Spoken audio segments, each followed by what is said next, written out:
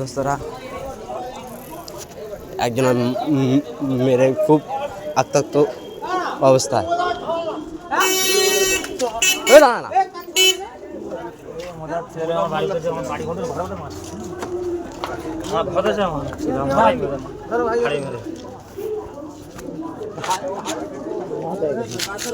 কে মেরেছে কে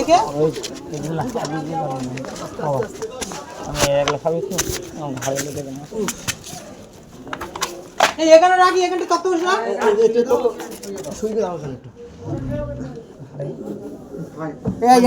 এটা কিছু এখানে বসে না কেউ